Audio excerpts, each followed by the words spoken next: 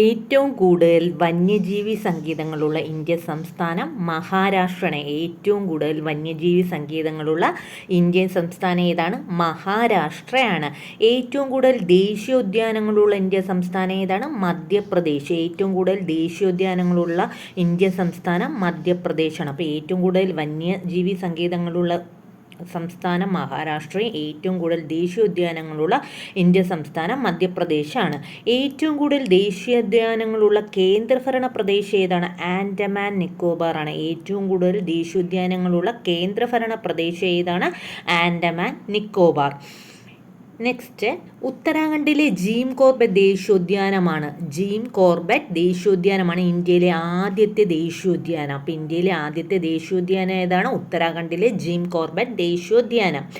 1936 ഇത് ദേശീയോദ്യാനമായി പ്രഖ്യാപിക്കപ്പെട്ടത്. ആദ്യമായിട്ട് അറിയപ്പെടുന്ന ഹെയ്ലി ദേശീയോദ്യാനമാണ്. അപ്പം ഈ ജീം കോർബറ്റ് ദേശീയോദ്യാനം ആദ്യം അറിയപ്പെടുന്നത് ഹെയ്ലി ദേശീയോദ്യാനമാണ്. 1936 ഇതിനെ ദേശീയോദ്യാനമായി പ്രഖ്യാപിച്ചത്. രാംഗംഗ ദേശീയോദ്യാനം എന്ന പേരിലും അറിയപ്പെടുന്നത് ഹെയ്ലി ദേശീയോദ്യാനമാണ്. ഹെയ്ലി ദേശീയോദ്യാനമാണ് രാംഗംഗ ദേശീയോദ്യാനം എന്ന പേരിലും അറിയപ്പെടുന്നത്. 1957 മുതലാണ് ജീം കോർബറ്റ് ദേശീയോദ്യാനം എന്ന പേരിൽ അറിയപ്പെടാൻ തുടങ്ങിയത്. 1936 ഇത് ദേശീയോദ്യാനമായി പ്രഖ്യാപിക്കപ്പെട്ടത്. 1957 ആയപ്പോൾ ഇത് ജീം കോർബറ്റ് ദേശീയോദ്യാനം എന്ന പേര് അറിയാൻ തുടങ്ങി. 1973 പ്രോജക്റ്റ് ടൈഗർ പദ്ധതിക്ക് തുടക്കം കുറിച്ചത് ജീം കോർബറ്റ് ദേശീയോദ്യാനത്തിലാണ്. 1973 പ്രോജക്റ്റ് ടൈഗർ പദ്ധതിക്ക് തുടക്കം കുറിച്ചത് എവിടെയാണ്? ജീം കോർബറ്റ് ദേശീയോദ്യാനത്തിലാണ്. ഇന്ത്യയിൽ ആദ്യമായി മൃഗങ്ങൾക്ക് വേണ്ടി ക്വാറന്റൈൻ സെൻറ്റർ ആരംഭിച്ച ദേശീയോദ്യാനം ഏതാണ്? ജീം കോർബറ്റ് ദേശീയോദ്യാനം. ഇന്ത്യയിൽ ആദ്യമായി മൃഗങ്ങൾക്ക് വേണ്ടി ക്വാറന്റൈൻ സെൻറ്റർ ആരംഭിച്ച ദേശീയോദ്യാനം ഏതാണ്? ജീം കോർബറ്റ് ദേശീയോദ്യാനം. ഇന്ത്യയിൽ സിംഹങ്ങൾ കാണപ്പെടുന്ന ഏക വന്യജീവി സങ്കേതം ഏതാണ്? ഗുജറാത്തിലെ ജൂനാഗഡ് ജില്ലയിലെ ഗിർ ദേശീയോദ്യാനം. ഗുജറാത്ത് ഗിർ ദേശീയോദ്യാനം. അപ്പോൾ ഇന്ത്യയിൽ സിംഹങ്ങൾ കാണപ്പെടുന്ന ഏക വന്യജീവി സങ്കേതമാണ് ഗുജറാത്തിലെ ജൂനാഗഡ് ജില്ലയിലെ ഗിർ ദേശീയോദ്യാനം. വെള്ളക്കടുവകൾക്ക് പ്രസിദ്ധമായ ദേശീയോദ്യാനമാണ് ഒഡീഷയിലെ നന്ദൻകാനൻ. വെള്ളക്കടുവകൾക്ക് പ്രസിദ്ധമായ ദേശീയോദ്യാനമാണ് ഒഡീഷയിലെ നന്ദൻകാനൻ.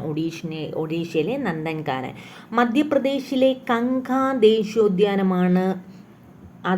ദേശീയോദ്യാനം ഈ റുഡ്യാർഡ് കിപ്ലിംഗ്സിൻ്റെ ജംഗിൾ ബുക്ക് എന്ന പുസ്തകം എഴുതാൻ അദ്ദേഹത്തിന് പ്രേരണയായതാണ് മധ്യപ്രദേശിലെ കങ്ക ദേശീയോദ്യാനം. അപ്പം റുഡ്യാർഡ് കിപ്ലിംഗ്സിൻ്റെ ജംഗിൾ ബുക്ക് എന്ന പുസ്തകം എഴുതാൻ പ്രേരണയായ ദേശീയോദ്യാനം ഏതെന്ന് വെച്ചാൽ മധ്യപ്രദേശിലെ കങ്ക ദേശീയോദ്യാനം. അപ്പോൾ ഏത് ദേശീയോദ്യാനത്തിൽ പേര് തന്നിട്ട് ഏത് സ്റ്റേറ്റ് ആണെന്നൊക്കെ ചോദിക്കുക. അപ്പോൾ കങ്ക ദേശീയോദ്യാനം മധ്യപ്രദേശാണ്. ഒഡീഷയിലാണ് നന്ദൻകാനൻ. പിന്നെ ഗുജറാത്തിലെ ഗിർ ദേശീയോദ്യാനം. ഏത് സംസ്ഥാനത്താണെന്ന് പറഞ്ഞാൽ ഗുജറാത്തിൽ. അവിടെ ഏതാണ്? സിംഹങ്ങൾ കാണപ്പെടുന്ന ഏക വന്യജീവി സങ്കേതമാണ് ഗുജറാത്തിലെ ജുനാഗഡ് ജില്ലയിലെ ഗിർ ദേശീയോദ്യാനം. നെക്സ്റ്റ്, ലോകത്തിലെ ഒരേ ഒരു ഒഴുകുന്ന ദേശീയോദ്യാനമാണ് മണിപ്പൂരിലെ കെയ്ബുൾ ലംജാവോ. അപ്പോൾ ലോകത്തിലെ ഒരേ ഒരു ഒഴുകുന്ന ദേശീയോദ്യാനമാണ് മണിപ്പൂരിലെ കെയ്ബുൾ ലംജാവോ.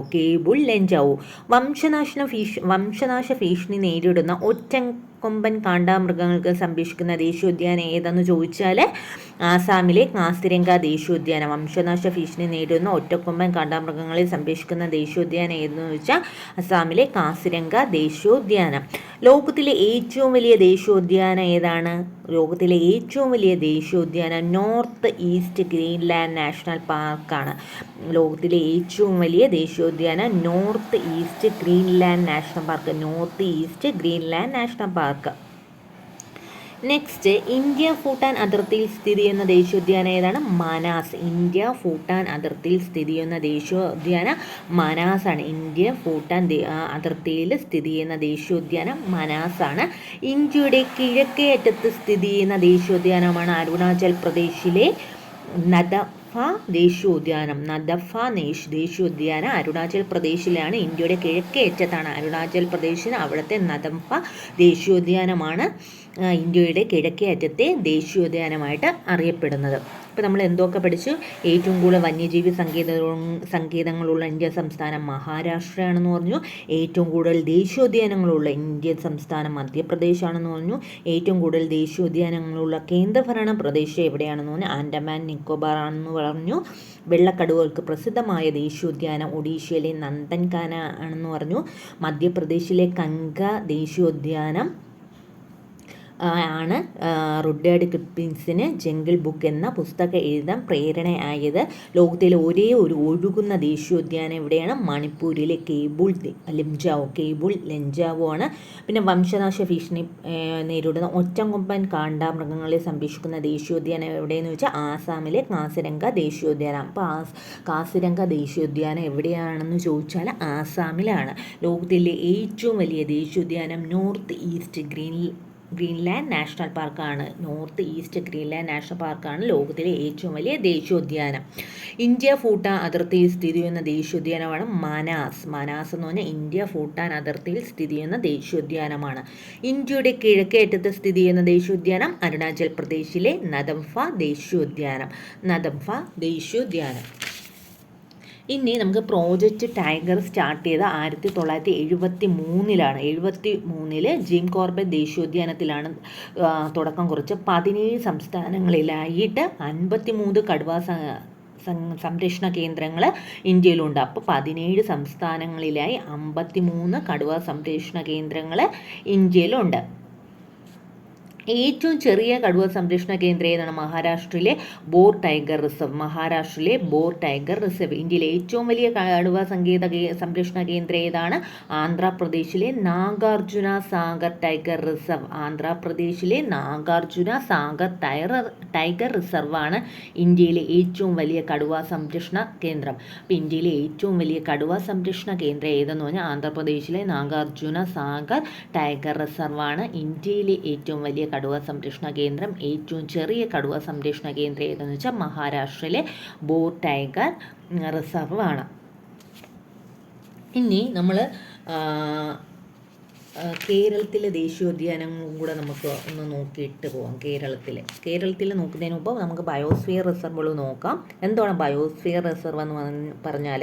മനുഷ്യനും പ്രകൃതിയുമായുള്ള തമ്മിലുള്ള ബന്ധം ശക്തമാക്കുന്നതിനും ജൈവമേഖലയുടെ വൈവിധ്യം സംരക്ഷിക്കാൻ വേണ്ടിയിട്ടും ബയോസ്ഫിയർ അതാണ് ബയോസ്ഫിയർ റിസർവിൻ്റെ പ്രധാന ലക്ഷ്യങ്ങൾ. ഏതൊക്കെയാണ്? മനുഷ്യനും പ്രകൃതിയും തമ്മിലുള്ള ബന്ധം ശക്തമാക്കുക, ജൈവ മേഖലയുടെ വൈവിധ്യം സംരക്ഷിക്കുക എന്നിവയാണ് ബയോസ്ഫിയർ റിസർവിൻ്റെ പ്രധാന ലക്ഷ്യങ്ങൾ. നിലവിൽ 18 ബയോസ്ഫിയർ റിസർവാണ് നമുക്കുള്ളത്. ഇപ്പോൾ വീഡിയോ ഒത്തിരി ലെങ്തി ആവും. അതുകൊണ്ട് നെക്സ്റ്റ് വീഡിയോയിൽ കേരളത്തിലെ ദേശീയോദ്യാനങ്ങൾ ചെയ്യാം. താങ്ക്